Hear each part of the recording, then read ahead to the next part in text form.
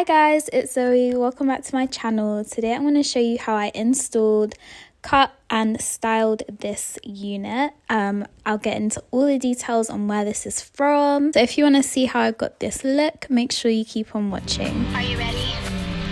Ooh, I know you see me standing here. So jumping right into the unboxing, this is the box that the wig came in. It also came with a separate satin bag which was filled with loads of goodies. As you can see, it came with a black bonnet, a comb, it also came with a headband and a wig band as well. It came with a wig cap and just a whole bunch of accessories which I really appreciate.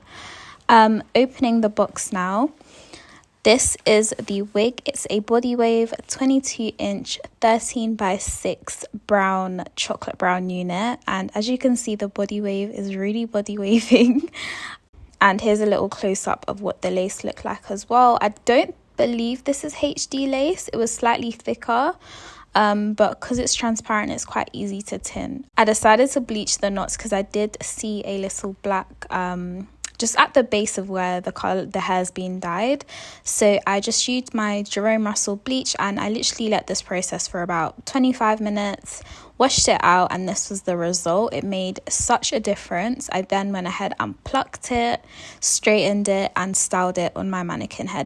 Moving on to the install, here is the wig again on the mannequin head so you can really get into that hairline. The only thing with this lace is that you don't really have a lot of space for a side part, so this is definitely more of a middle part wig. So I would just bear that in mind, especially if you prefer side parts. But anyways, I went ahead and tinted the lace with my foundation and just used a dense kabuki brush as I always do. I put the wig on and then just adjusted it to my hairline, and yeah, this wig fit really well. Once I've brushed the hair, I'm grabbing a little claw clip and just sectioning off the front so I can really focus on cutting that lace as precise as possible. I always start with the ear tabs, as you know, and then once I've cut those two pieces off, I'm making a little slit in the rest of the excess lace to help make gluing down a lot easier for me. Now, as you can see here, the hairline kind of like dips inwards. So I actually feel like this would be a really good wig if you have a low hairline. So yeah, this is something I haven't seen before with the wigs, that little like curve in the hairline, but it was nice. It's different. Now, before gluing down my hair, I'm just grabbing a pencil and just marking out where I want to put the glue because again, I wasn't used to this hairline type, so I wanted to make sure that I glued it in the correct places. For the wig glue, I'm using my Better Than Melt wig glue, and I applied about 3 to 4 layers of this and worked per section from the slits that I cut. You always want to make sure that you use super thin layers, and I like to let my glue air dry as well rather than blow dry. I don't know why, I just feel like it dries a lot more clear when I just let it air dry. Now, once I've applied the glue to each section, I place the lace back over the top and grab a rat tail comb and really comb that glue through the hairline. This is going to solidify and really like melt everything together.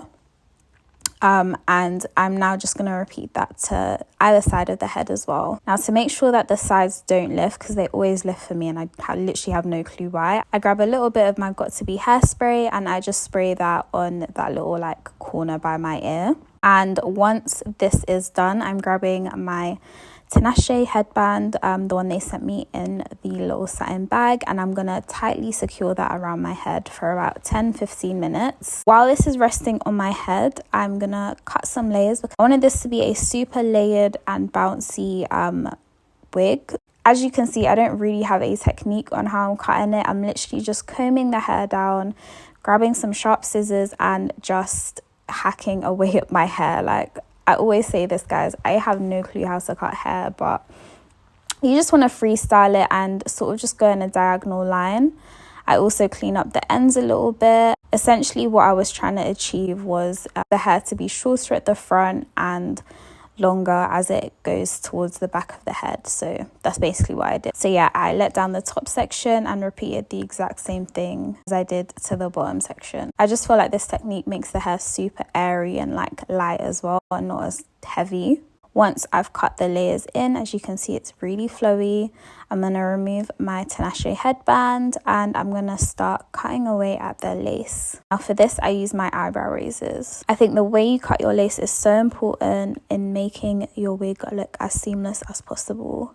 Once I've cut all the lace, I'm grabbing some foundation and a little bit of a darker face powder and just blending in the hairline a little bit more, because as you can see, there was a bit of a white cast and I wanted to make sure I got rid of that.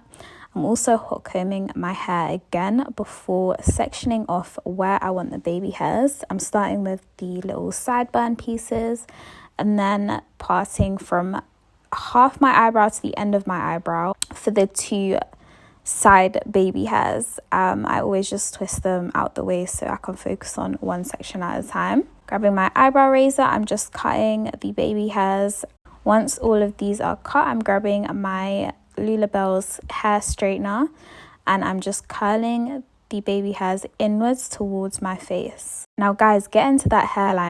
I feel like bleaching this unit was a really good decision because it just really made a difference on how this hairline looked and how it plucked as well. So if you're getting this wig, I definitely recommend doing so. To set the baby hairs, as you can see, all I did was grab a medium hold hairspray and I'm just spraying a bit on my edge brush and swooping the baby hairs to my desired look. Once I've done each little baby hair, I grab the hairspray again and I just spray it over the top to make sure that they won't go anywhere. Once this is done, I'm sectioning off my hair again.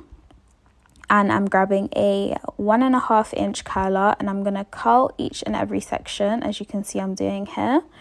Once each section is curled, I let it cool down in my hand a little bit before grabbing a crocodile clip and just clipping them in place and spraying them with hairspray. I found this is the best way to make sure your curls last all day because you're really allowing them to cool and set in the position that you want them to. Once they've all cooled down, I take them out and that is the final look.